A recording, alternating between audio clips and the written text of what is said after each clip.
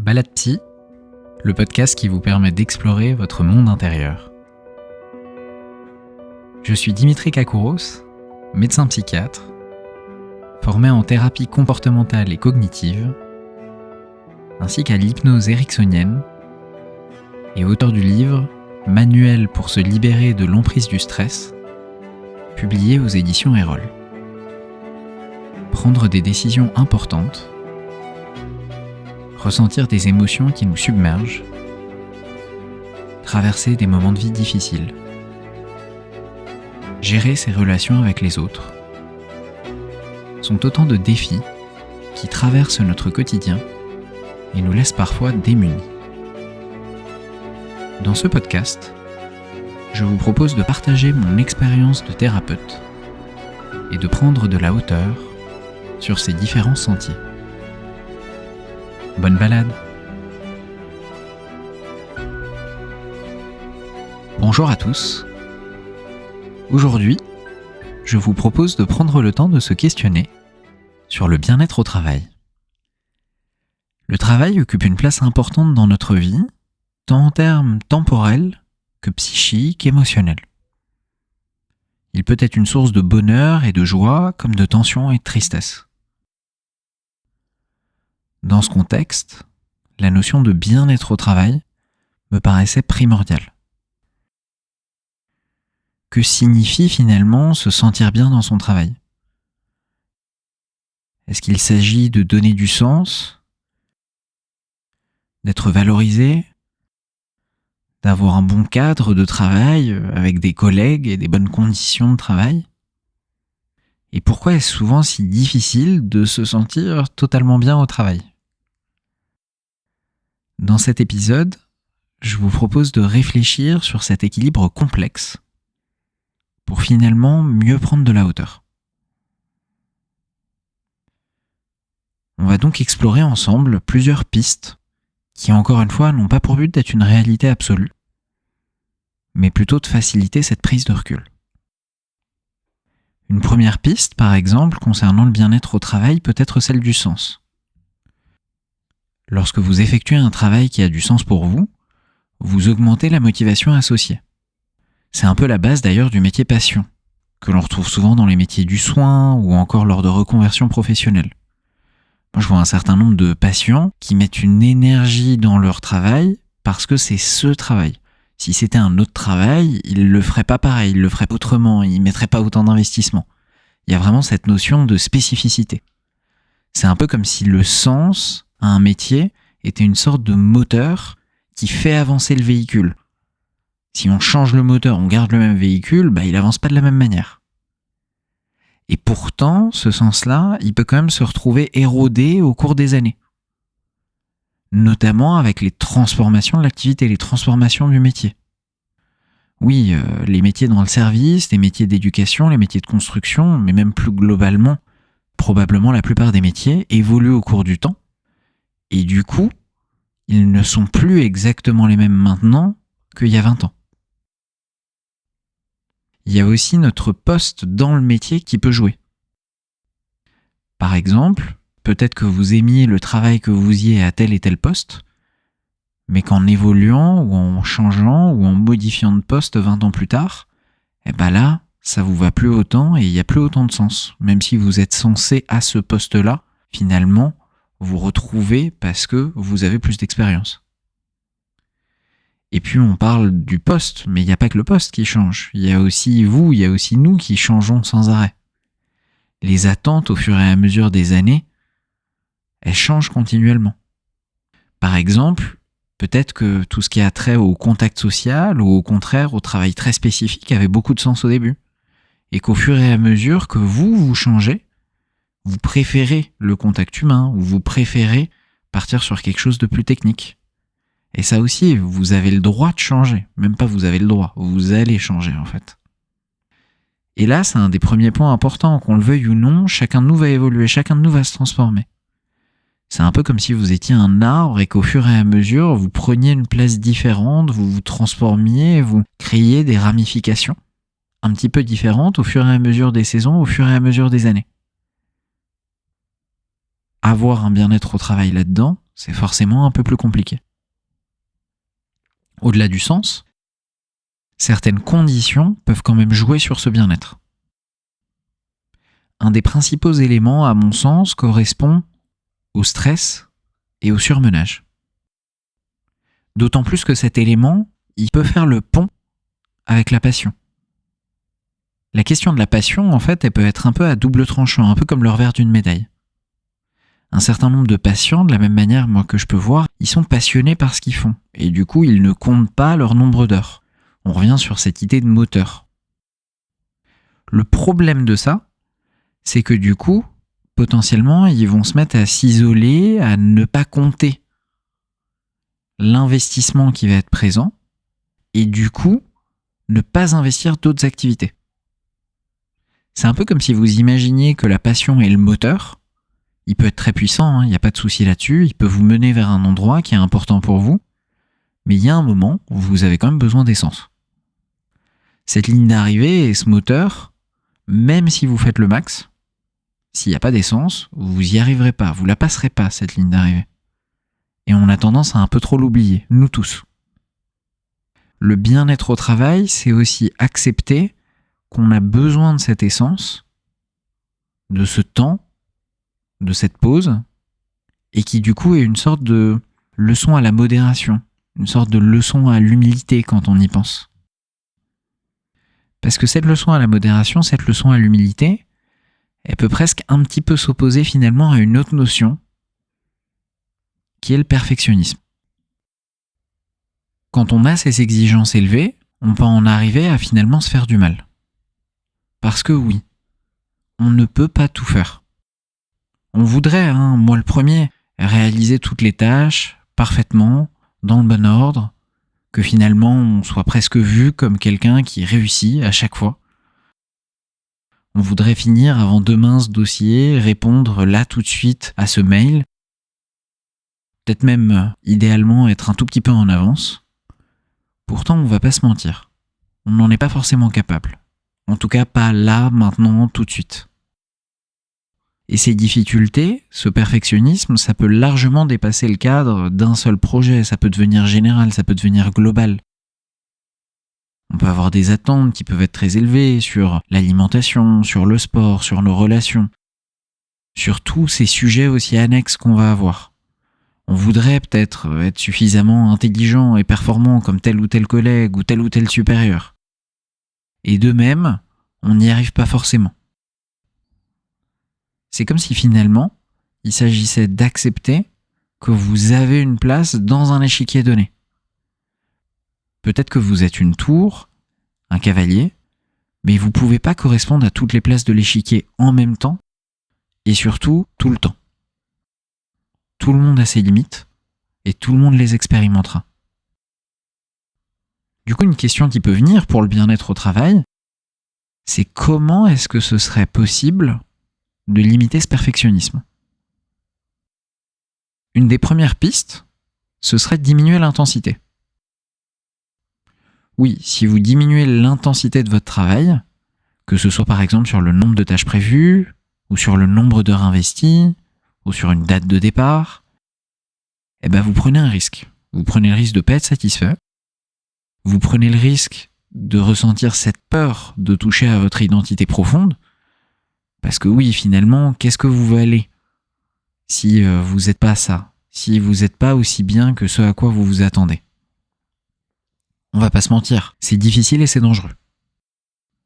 Mais la question à se poser, c'est pourquoi ça vaut le coup ? Jusqu'à quand est-ce que vous allez continuer à grimper éternellement vers un sommet qui finalement n'en est pas un, parce qu'au moment où vous allez arriver à ce sommet-là, où vous allez réussir votre tâche, où vous allez réussir votre objectif, vous allez à peine prendre le temps de regarder ce qui se passe et déjà passer à la suite. Jusqu'à quand est-ce que vous allez courir pour faire un tour de piste supplémentaire, alors que vous savez bien que ce tour de piste, vous pourrez toujours en faire un de plus ? Une deuxième idée, pour limiter ce perfectionnisme, serait de moduler les différentes activités cette fois-ci. Souvent, l'expression que j'utilise et qui est classique, c'est de ne pas mettre ses œufs dans le même panier. On la connaît tous, cette expression. Pourtant, on ne se l'applique pas forcément à nous-mêmes. Si je vous prends un exemple, que se passera-t-il si jamais un jour, on vous pique votre carte d'identité, mais que vous avez un passeport?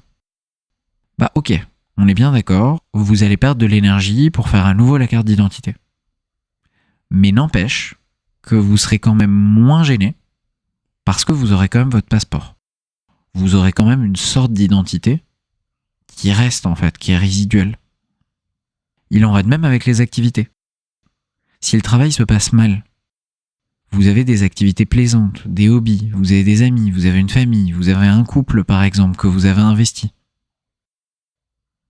Et du coup, s'il y a un problème avec le travail, bah là, vous pouvez vous adapter à ça. Mais si on imagine l'autre sens, si on imagine que cette fois-ci, vous mettez tout dans le travail, qu'est-ce qui vous reste à ce moment-là quand il y a une remarque qui vient, qui est difficile? Quand vous avez un travail à accomplir et que finalement ça se passe pas si bien que ce que vous aviez prévu, voire même, allons-y franchement, si ça se passe mal. Eh ben en fait, vous devenez une sorte de chaîne qui peut que se casser. Vous pouvez pas plier en fait, vous pouvez pas vous adapter à ça. Ça peut amener à une autre question qui vous vient peut-être direct, qui est: pourquoi est-ce que moi j'ai ces exigences élevées? Comment est-ce qu'elles sont, qu'est-ce qu'elles font là? Une des pistes, forcément des pistes il y en a plein, mais une des pistes en tout cas qui me paraît importante, c'est tout ce qui a trait à l'image de soi. Bien avant le travail, nous avons tous une estime de nous qui va se développer par le biais de nos différentes expériences familiales, personnelles, professionnelles. Cette image de nous, elle va avoir un impact sur ce qu'on se dit de nous-mêmes. Si moi je me dis que je suis quelqu'un qui en vaut la peine, quelqu'un qui vaut le coup, quelqu'un qui est bon, toute la manière que je vais avoir de me comporter au quotidien va forcément prendre en compte cette image. De nombreuses personnes, moi, que je peux suivre, on leur a appris que soit ils étaient excellents, les meilleurs, soit ils étaient rien. Un peu comme s'il y avait que l'excellence ou l'échec. C'est blanc ou noir. Il n'y a pas de nuance. On réussit ou on rate. Je pense qu'on le voit et on le sent tous, la rigidité qu'il peut y avoir derrière ces pensées. Moi, souvent, l'image à laquelle ça me fait penser, c'est un peu comme si on imaginait qu'on avait un énorme miroir, volumineux, lourd, bien fragile comme il faut, et qu'il fallait le transporter sur des centaines de mètres. Alors oui, on peut réussir à le transporter, mais on voit bien que au moindre petit à-coup, au moindre petit sursaut, le risque qui se fissure, en fait, il est énorme. Il n'y a pas de flexibilité là-dessous. Et ça, forcément, pour mener ensuite à un bien-être au travail, ça paraît forcément compliqué. Et puis on va aller un peu plus loin. Est-ce qu'on pourrait pas penser un peu autrement? Se dire que, au-delà en fait d'une excellence globale qui devrait être là, voire même qui est nécessaire, est-ce que tous, naturellement, par le biais justement de ces expériences, personnelles, professionnelles, familiales, est-ce qu'on ne développe pas tous un certain nombre de facilités et de difficultés? Par exemple, certaines tâches comme la création seront peut-être évidentes, alors que vous serez peut-être mauvais en organisation ou encore dans la relation aux autres. Est-ce que finalement, ces capacités-là, elles vont pas jouer sur votre quotidien et du coup, forcément sur votre ressenti au travail? Parce que finalement, un ressenti au travail, c'est quoi? Est-ce qu'une partie de ce bien-être au travail, c'est pas aussi l'ensemble des actions, des gestes, des rencontres qu'on a fait dans la journée? Je vous prends un exemple. Quand vous finissez votre journée, c'est quoi le premier truc qui vous vient? Souvent, ce qui revient, c'est qu'est-ce que vous avez fait en pratique, de gestes, et est-ce que vous avez parlé, est-ce que vous avez échangé avec un certain nombre de personnes? Du coup, on voit bien que c'est vraiment cet ensemble de rencontres et d'actions sur lesquelles vous allez avoir plus ou moins de facilité qui vont jouer sur le fait de se dire: est-ce que c'était une bonne journée ou est-ce que c'était une journée plutôt difficile? Sauf que le point qui me paraît forcément important là-dedans, c'est qu'en fait, il y a quand même un bout qui vous appartient. Le bout qui vous appartient, c'est de vous orienter ou pas vers les domaines avec lesquels vous vous sentez plus ou moins en facilité. Parce que oui, encore une fois, on a tous des domaines dans lesquels on a plus de facilité que d'autres. L'image qui me vient, moi, habituellement, c'est celle d'une clé. Si vous imaginez que vous êtes une clé, qu'il y a une serrure en face, lorsque vous effectuez une activité ou lorsque vous êtes à l'aise dans cette activité, c'est comme si vous insériez la bonne clé à la bonne serrure. Bien sûr, on l'a tous fait, c'est toujours possible de tordre un petit peu cette clé pour que finalement ça rentre un petit peu dans cette serrure. Mais vous voyez bien qu'on ne peut pas la tordre indéfiniment. Parce que le risque de la tordre indéfiniment, c'est de la péter en fait la clé, c'est de la casser la clé. Ça ne marchera pas. Et en même temps, là où ça devient un peu plus compliqué, c'est qu'on sait tous qu'il y a un certain nombre de situations où on peut être challengé, on n'est pas tout à fait dans notre zone de confort, on n'est pas tout à fait dans notre zone de facilité, et on va se donner cette compétition, on va se donner ce challenge pour finalement se stimuler et finalement réussir quand même, et on va y prendre du plaisir. Mais de la même manière que la clé. C'est jusqu'à un certain stade, jusqu'à un certain point, pour une certaine durée. Et enfin, il y a un autre point qui me paraît très important, c'est que tous les facteurs qu'on a évoqués, jusqu'ici, c'est des facteurs individuels. Forcément, on a plus évoqué les facteurs individuels qui ont plus eu à la psychothérapie, qui ont plus eu à la psychologie, qui sont les facteurs que nous, on va travailler, par exemple, en séance, parce que c'est les facteurs sur lesquels on peut avoir le plus d'impact. Pourtant, on se rend bien compte, et c'est pour ça que je voudrais vraiment pas minimiser cette partie, qu'il y a quand même toute une partie du bien-être au travail qui est pas dépendante de soi et qui est dépendante des autres. Et rien que le fait de l'entendre, de se l'autoriser et de l'identifier, ça me paraît également nécessaire, ça me paraît également primordial. Il y a de nombreux facteurs qui vont jouer sur ça. L'environnement de travail, par exemple, va modifier votre perception du bien-être au travail. Un environnement où vous allez être valorisé, si je vous laisse imaginer un tel environnement, forcément, ça vous amènera potentiellement plus de sécurité, plus de confiance, plus de motivation. De même, si on imagine un environnement où vous avez une marge de manœuvre dans les tâches que vous pouvez faire, mais aussi dans les horaires que vous pouvez choisir, parce qu'on vous dit juste « bon allez, vas-y là, tu peux y aller », ça peut aussi jouer dans le fait de se sentir mieux au travail. Et notamment d'éviter le burn-out à l'extrême. À l'inverse, il y a d'autres facteurs qui vont diminuer le bien-être au travail. L'intensité, le temps de travail va avoir un impact assez direct et démontré. On imagine tous peut-être des phases ou des périodes où il y a eu beaucoup de travail. On voit bien que si ces phases-là, elles persistent et elles sont tout le temps continues en termes temporels, ça va diminuer ce bien-être au travail et voire mener à un franc épuisement. Et puis, il y a peut-être à mon sens une autre prise de recul pour aller encore un peu plus loin dans ce raisonnement, qui est que ces conditions de travail, à la fois les attentes actuelles et ce qu'on est prêt à accepter actuellement, sont aussi situées dans une temporalité, dans une époque, dans une période. Nos attentes ne sont aussi pas les mêmes que ce que ça a été 2 siècles avant ou même dans d'autres pays. Forcément, on grandit tous dans un référentiel, dans une base qui va être une sorte de terreau sur lequel on va ensuite grandir. Pour continuer un peu sur ces facteurs-là, qui sont, à mon sens, encore une fois, très importants à identifier, à leur laisser de la place, il y a aussi la notion de l'insécurité. Bien entendu qu'il y a certains contrats qui vont être plus ou moins précarisants et qui vont jouer sur nos conditions de travail, qui vont pas du tout être anodins. Enfin, un autre élément qui me paraît tout bête, mais quand même nécessaire à mettre en avant, c'est le rapport aux collègues. Si je vous laisse imaginer 2 postes qui sont similaires, mais l'un où vous êtes avec une équipe que vous adorez, que vous appréciez, avec qui vous passez des très bons moments, et un autre poste exactement le même, mais avec des collègues qui vous vont pas du tout, avec qui vous avez pas du tout les mêmes points de vue, voire même qui vous irritent d'une certaine manière, là, on voit bien que le bien-être au travail va être totalement différent. Pourtant, on ne parle pas vraiment de vous de manière directe, même si on peut parler un petit peu de vous de manière indirecte. Tous ces éléments finalement évoqués, ils jouent sur le bien-être au travail. Et il y a un dernier point qui me paraît non négligeable, c'est que cette sensibilité à chacun des facteurs évoqués, qui du coup n'est pas du tout exhaustif, sera forcément différente selon chaque personne.